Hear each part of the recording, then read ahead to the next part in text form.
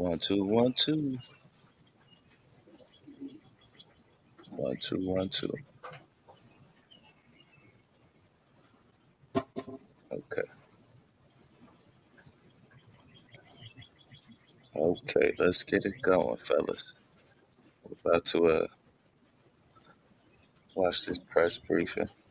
Might as well just keep that up.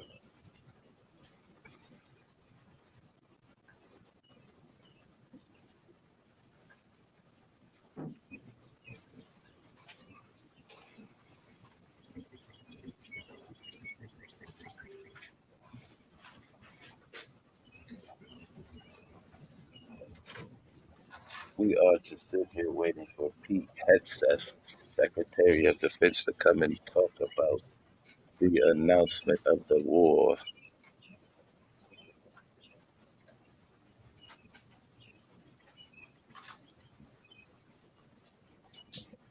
Because we have war, yeah.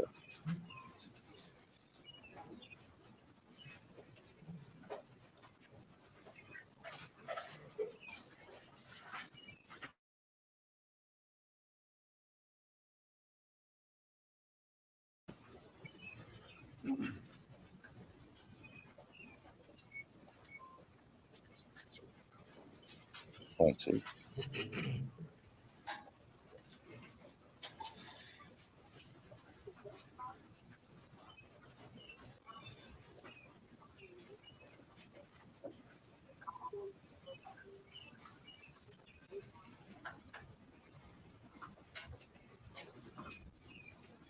We should do this.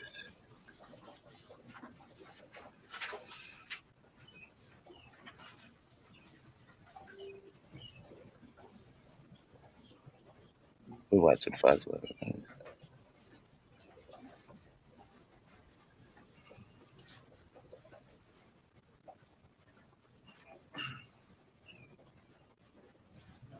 Good morning, good sir or madam. We're going to go full. Full, buddy. Let's go full.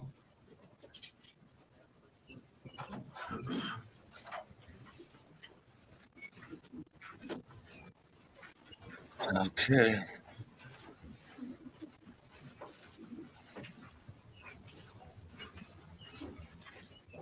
You're probably nervous. You know you're about to fudge it up.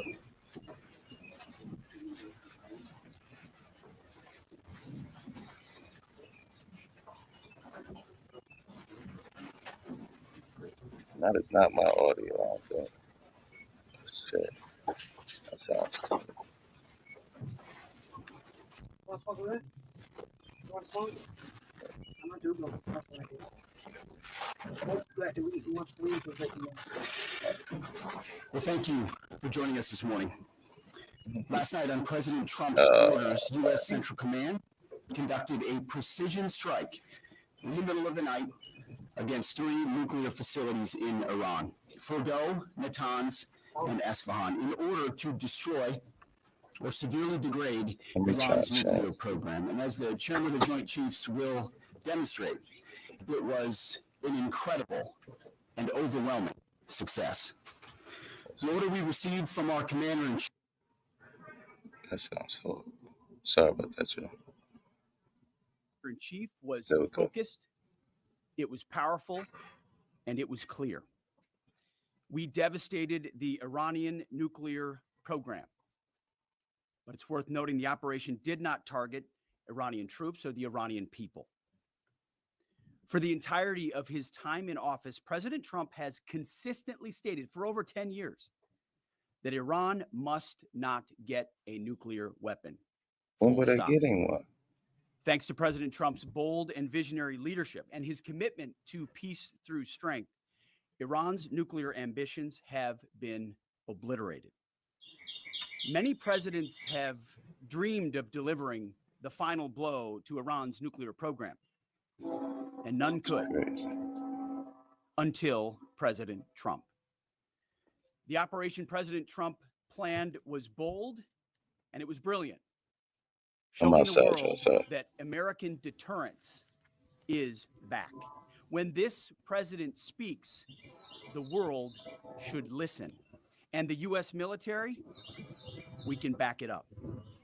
The most powerful military the world has ever known. No other country on planet Earth Oh could man, have here we go. conducted the operation that the chairman is going to Trump said outline this last this night. morning. Not even close.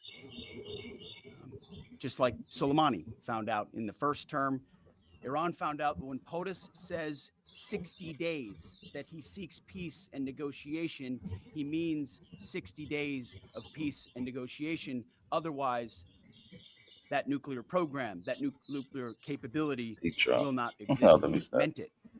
This is not the previous administration. The President Trump said no nukes. He seeks peace, and Iran should take that path. He sent out a truth last night saying this: any retaliation by Iran against the United States of America will be met with force far greater than what was witnessed tonight. Signed, the President of the United States, Donald J. Signed Trump. it. How he signed Iran it? would be smart He signed it, but he said the truth. Like, this dude is tipsy. to heed those words. He said it before, and he means it. I want to give recognition to the Chairman of the Joint Chiefs of Staff, the Joint Staff, General Eric Kurilla at CENTCOM, who did a phenomenal job, he and his staff, all of CENTCOM. Policy across the board. This was a joint effort, and across the Pentagon effort. I want to recognize the pilots who flew those bombers, We appreciate who your flew those service. fighters, Come on, man. This is who flew those refuelers, warriors. I want to recognize the sailors on those destroyers, in those subs, on those carriers, warriors, all of them. I want to recognize our soldiers doing air defense, base defense, QRF, warriors, all of them. Every American involved in this operation performed flawlessly. And I want to give recognition to our allies in Israel as well. This is a plan that took months and weeks of positioning and preparation so that we could be ready when the President of the United States called. It took a great deal of precision. Wait, what did he say? It involved misdirection and the highest of operational security. Our B-2s went in and out of downtown Tehran, not Tehran, excuse me, of these nuclear sites, in and out and back without the world knowing at all. Oh, my God. And that way it was historic. Oh, my God. A strike that included the longest B-2 Spirit bomber mission since 2001 and the first operational employment of the MOP, a massive ordnance penetrator. The mission demonstrated to the world the level of joint and allied integration that speak to the strength of our alliance and our joint forces. As President Trump has stated, the United States does not seek war, but let me be clear. We will act swiftly and decisively when our people, our partners, or our interests are threatened. This is crazy. Iran should listen to the President of the United States and know that he means it, every word. I want to give congratulations to our Commander-in-Chief. It was an honor to watch him lead last night and throughout, and to our great American warriors on this successful operation. God bless our troops. God bless America. And we give glory to God for his providence and continue to ask for his protection. Why do they keep invoking God's name in this? For specifics. Thank you, Mr. Secretary. Thanks for recognizing all of our folks out there doing our nation's work, and nice to see everybody on this early Sunday morning. Last night on the President's orders, U.S. Central Command, under the command of General Eric Kurilla, executed Operation Midnight Hammer, a deliberate and precise strike against 3 Iranian nuclear facilities. This was a complex and high-risk mission carried out with exceptional skill and discipline by our joint force. I want to thank every service member, planner, operator that made this mission possible. Their actions reflect the highest standards of the United States Armed Forces. This operation was designed to severely degrade Iran's nuclear weapons infrastructure. It was planned and executed across multiple domains and theaters with coordination that reflects our ability to project power globally with speed and precision at the time and place of our nation's choosing. This was a highly classified mission with very few people in Washington knowing the timing or nature of this plan. I'll refer you to the graphic on the side as I walk you through some of the operational details. At midnight Friday into Saturday morning, a large B-2 strike package comprised of bombers launched from the continental United States. As part of the plan to maintain tactical surprise, part of the package proceeded to the west and into the Pacific as a decoy, a deception effort known only to an extremely small number of planners and key leaders here in Washington and in Tampa. The main strike package, comprised of 7 B-2 Spirit bombers, each with 2 crew members, proceeded quietly to the east with minimal communications. Throughout the 18-hour flight into the target area, the aircraft completed multiple in-flight refuelings. Once over land, the B-2s linked up with escort and support aircraft in a complex, tightly timed maneuver requiring exact synchronization across multiple platforms in a narrow piece of airspace, all done with minimal communications. This type of integration is exactly what our joint force does better than anyone else in the world. At approximately 5 p.m. Eastern Standard Time last night, and just prior to the strike package entering Iran, a U.S. submarine in the Central Command Area of Responsibility launched more than 24 Tomahawk land attack cruise missiles against key surface infrastructure targets at Isfahan. As the Operation Midnight Hammer strike package entered Iranian airspace, the U.S. employed several deception tactics, including decoys, as the fourth and fifth generation aircraft pushed out in front of the strike package at high altitude and high speed, sweeping in front of the package for enemy fighters and surface-to-air missile threats. The strike package was supported From what by I heard, US that the Strategic Command, Iranians even moved, U.S. even what Transportation little Command, arsenal they had, U.S. out of Cyber those Command, facilities. U.S. Space Command, U.S. Space Force, and U.S. European Command. As the strike package approached Fordo and Natanz, the U.S. protection package employed high-speed suppression weapons to ensure safe passage of the strike package, with fighter assets employing preemptive suppressing fires against any potential Iranian surface-to-air threats. We are currently unaware of any shots fired at the U.S. strike package on the way in. At approximately 6:40 p.m. Eastern Standard Time, 2:10 a.m. Iran time, the lead B-2 dropped 2 GBU-57 massive ordnance penetrator weapons on the first of several aim points at Fordo. As the president stated last night, the remaining bombers then hit their targets as well, with a total of 14 MOPs dropped against 2 nuclear target areas. All 3 Iranian nuclear infrastructure targets were struck between 6:40 p.m. and 7:05 p.m. Eastern time. Again, that's about 2:10 in the morning local time in Iran, with the Tomahawk missiles being the last to strike at Isfahan to ensure we retain the element of surprise throughout the operation. Following weapons release, the Midnight Hammer strike package exited Iranian airspace and the package began its return home.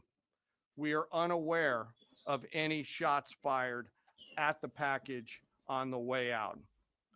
Iran's fighters did not fly, and it appears that Iran's surface-to-air missile systems did not see us. Throughout the mission, we retained the element of surprise.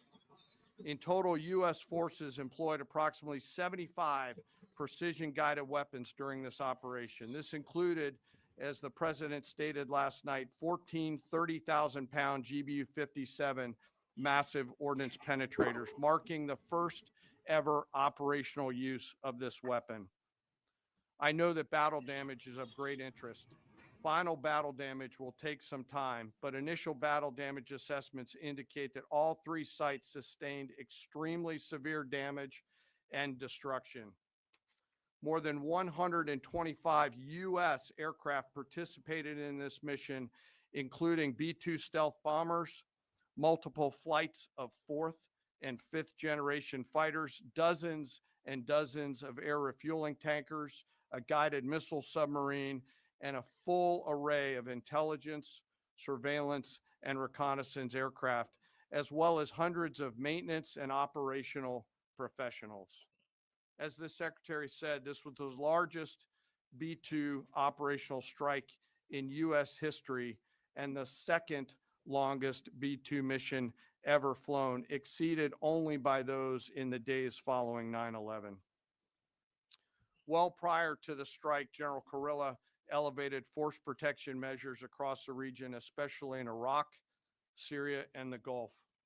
Our forces remain on high alert and are fully postured to respond to any Iranian retaliation or proxy attacks, which would be an incredibly poor choice. We will defend ourselves. The safety of our service members and civilians remains our highest priority. This mission demonstrates the unmatched reach, coordination, and capability of the United States military. In just a matter of weeks, this went from strategic planning to global execution. This operation underscores the unmatched capabilities and global reach of the United States military.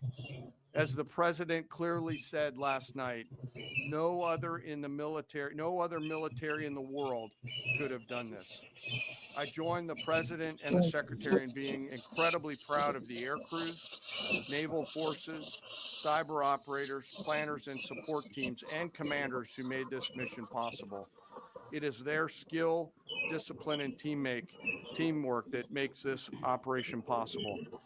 I am particularly proud of our discipline related to operational security, something that was of great concern to the president, the secretary, General Kurilla, and me, and we will continue to focus on this. As we stand here this morning, many assets are still airborne, and we have hundreds deployed.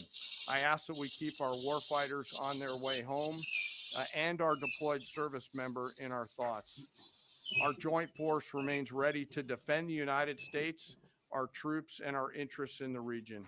Thank you very much. We will take a few questions. Here we go. So, is regime change off the table, Mr. Secretary?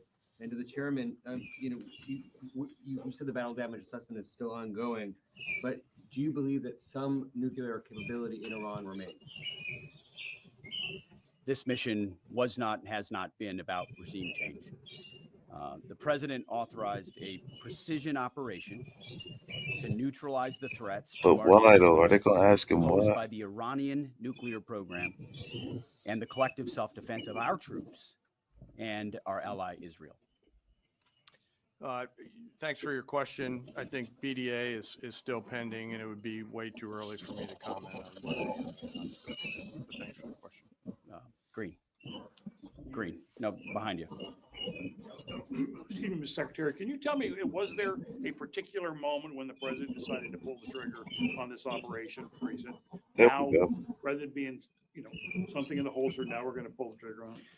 I would just say, having the opportunity to witness his leadership, he was fully committed to the peace process. Wanted. He didn't even talk to him. Outcome, gave Iran every single opportunity, and unfortunately was met by stonewalling, which is why he gave them plenty of time to continue to come. In 8 days, 9 days, he was talking to him. Come on, man. But there was I won't say the particular moment. There was certainly a moment in time where he realized that it had to give Putin 2 weeks in order to minimize the threat. 10 times. General, you say that General Kurilla increased force protection in Iraq, Syria, and Gulf, and those areas, were they given any advance warning the attacks were coming? And also, Mr. Secretary, when were congressional leaders notified? How long before the attacks took place? Sir, to your first question, you know, the risk has clearly been rising over the last few weeks in the region. What? Based on that, and not a particular of this operation, we've made smart decisions to minimize the risk to U.S. forces. Man, this hasn't been a threat until No, sir. Netanyahu played Trump. They were notified after the planes were safely out. Well, we complied with the notification requirements of the War Powers Act. They were notified. The War Powers Act. Immediately Yeah, thereafter. war. He said it was the War Powers Act. Y'all better start listening. Two quick questions. Do you believe you completely destroyed Iranian nuclear program? And how about Iranian ballistic missiles? Absolutely Your ally not. Israel always saying that is biggest threat. And second question is very important. What will be your next step if Iran or militias under Iranian influence in the region attack U.S. interests or allies in the region? And you can chime in on this too, Mr. Chairman. The battle damage assessment is ongoing, but our initial assessment, as the chairman said, is that all of our precision munitions struck where we wanted them to strike and had the desired effect, which means especially in Fordo, which was the primary target here, we believe we achieved destruction of capabilities there. Ultimately, wherever it may be, whether it's in Iraq or Syria or bases in the Gulf, as the president said, it would be as the chairman said, it would be a very bad idea for Iran or its proxies to attempt to attack American forces. Thank you, Mr. Secretary. Regarding retaliations, Iran and North Korea cooperating on nuclear and missile development. Do you think there is a possibility that Iran, North Korea, and the other forces, such as China, will join forces to retaliate against the United States? Well, unfortunately, because of the policies under the previous administration, we drove those countries together, and ultimately that creates a challenging environment.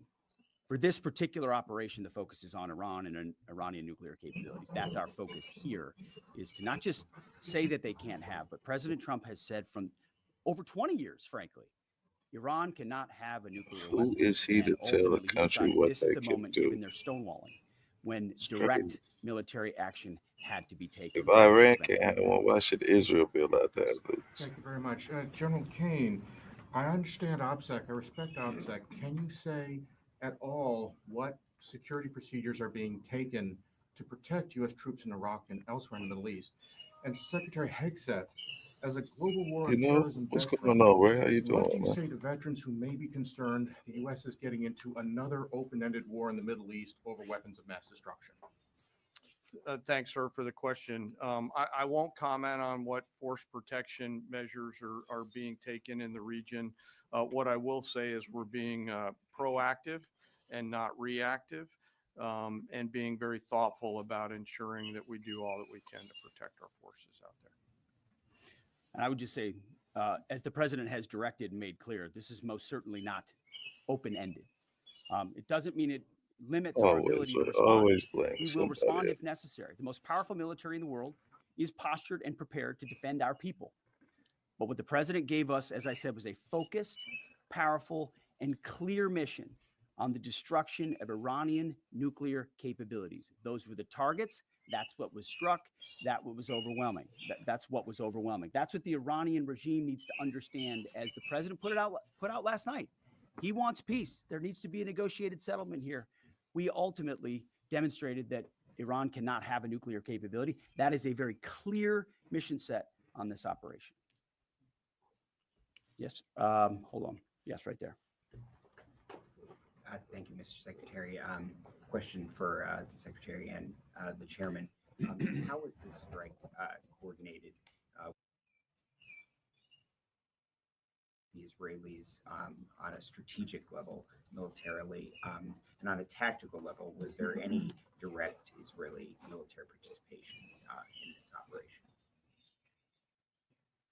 Well, I would say certainly Israel had an incredible military success, especially at the beginning and ongoing, in degrading Iranian capabilities, in degrading Iranian launchers, MRBMs. It's been incredible to watch what our ally Israel has been able to do. And there certainly have been conversations. I mean, General Kurilla at CENTCOM has worked closely in the defense of Israel for many years. And part of this operation was the defense of Israel and the ongoing defense of Israel. But as it pertains to this strike, this was U.S. operated, U.S. led. We took advantage of some of the preparatory work that's been done over the past week and a half in terms of axis of approach. I won't get into the particulars, but as the Secretary said, it was a U.S. strike. We made sure we were not in the same piece of airspace. Oh, dang it. Hold on, I'm sorry.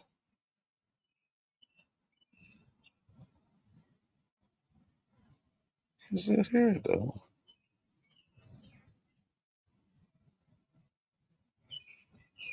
I'll say get my fault.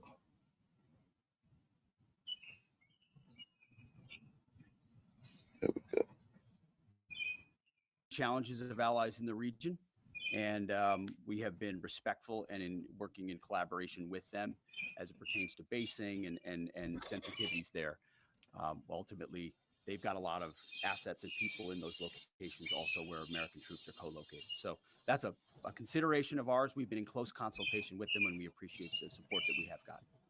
Thanks for the question on sort of the global picture. And as you know, that's one of my jobs, is to look globally at the entire range of challenges. We are always carefully considering our force posture around the world and then offering options to the Secretary and to the President. I won't comment on any future things, but the American people should know that we carefully consider those moves around the world and try to modulate as needed our force structure in the region. Yeah, right here. Thank you.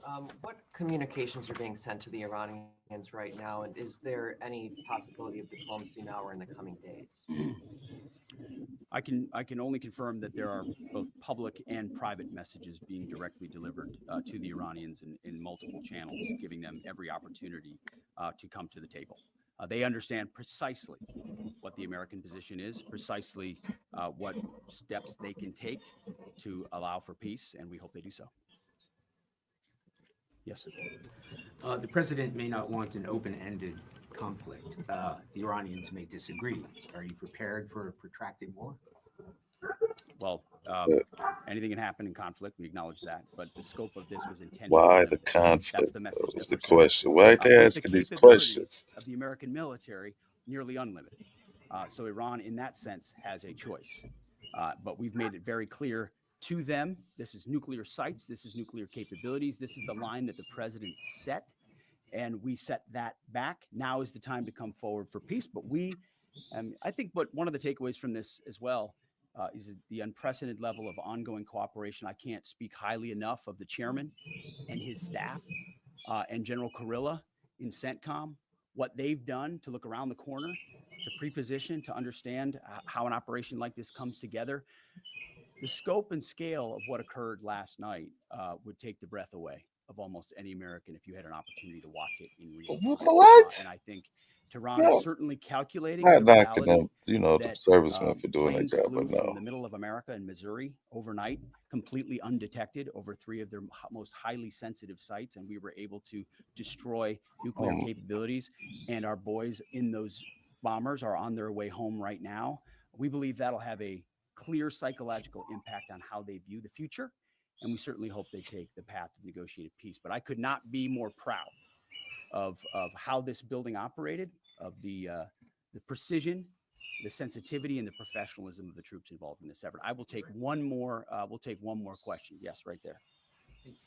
Thank you, Mr. Secretary. Concerning the justification for these strikes, in March, the Office of of the Director of National Intelligence released their threat assessment, concluding, quote, Iran is not building a nuclear weapon, and Khomeini has not authorized the nuclear programs he suspended in 2003, unquote. So what new intelligence does the U.S. have since then? Great question. The Iranians have changed their position on nuclear weapons. And does this new intelligence come from U.S. sources and methods, or are we getting this information from other countries? Well, I would just simply say that the president's made it very clear. He's looked at all of this, all of the intelligence, all of the information, and come to the conclusion that the Iranian nuclear program is a threat, and was willing to take this precision operation to neutralize that threat in order to advance American national interests, reduce the Iranian nuclear program, and obviously collective self-defense of ourselves and our allies. So he looked at all of it, understood the nature of the threat, and took bold action I think the American people would expect in a commander-in-chief. That's all we've got. Thank you very much. Appreciate it, Mr. Chairman.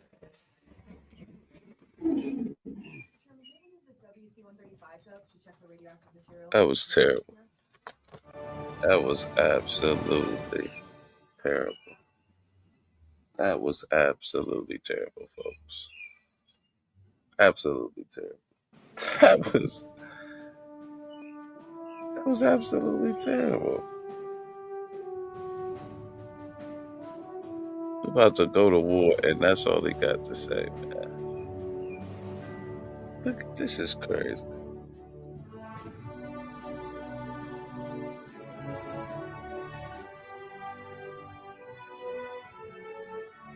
What the heck? Sorry, oh my God, that was. They didn't give anything. He literally kind of said what the president said last night. All right, we just get up this. That's crazy. Oh my God, we're about to go to war over this, and let's.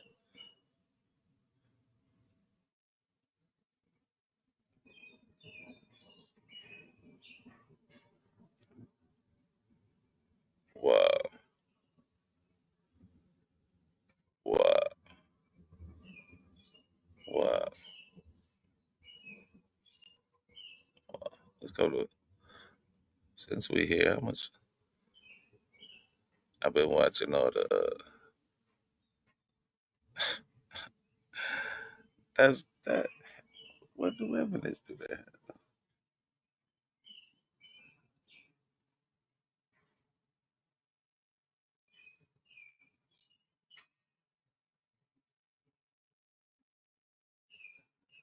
What is it saying? All right, y'all. We could just, I can do the review of the videos later. That's what we.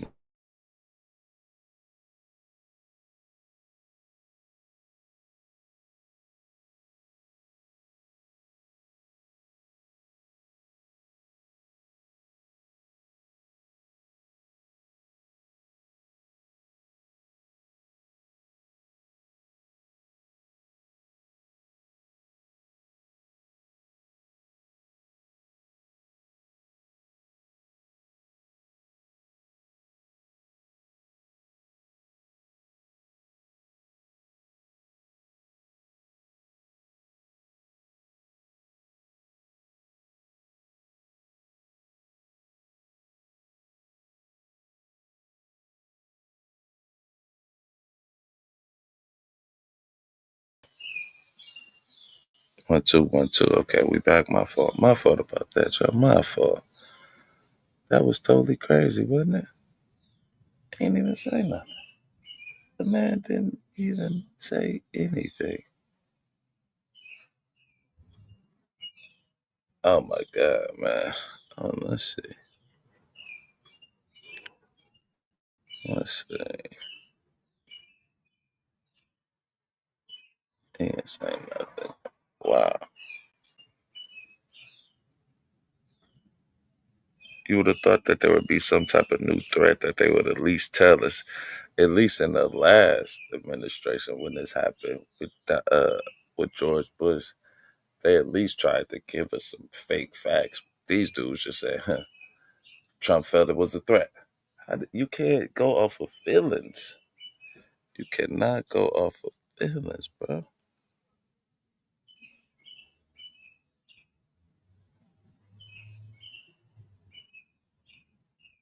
Man, I don't even know what to say. I don't even know what to say to that. That's mind-boggling. I'm gonna try and see if there is any credible new information, but I really don't think it is, especially after Tulsi Gabbard, like the gentleman said, he testified in front of Congress that Iran had a nuclear threat since 2003. And then we had the Iran deal with Obama. They was chilling. And then they had to show us they shit. Oh my God. It's that mic is picking up everything. That bird is far as hell from where I'm sitting, but it sounds like it's right next to me. I'm sorry, y'all. It's just headphone mics. It's just headphone mics. I'm sorry. I'm tripping. That's it.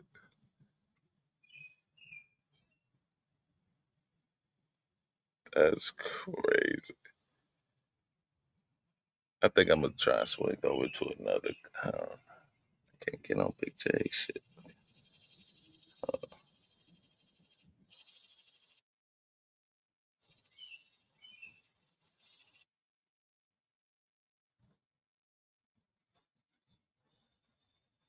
Let's see if you can hear that.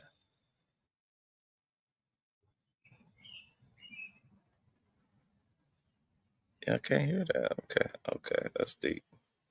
I'm sorry. Okay, yo, we about to end this. I'm gonna try and get back. That was the quickest press conference about a conflict I've ever seen. They didn't even get into the nitty gritty of the evidence. All right, y'all. I'll be back. Appreciate y'all. That was whack.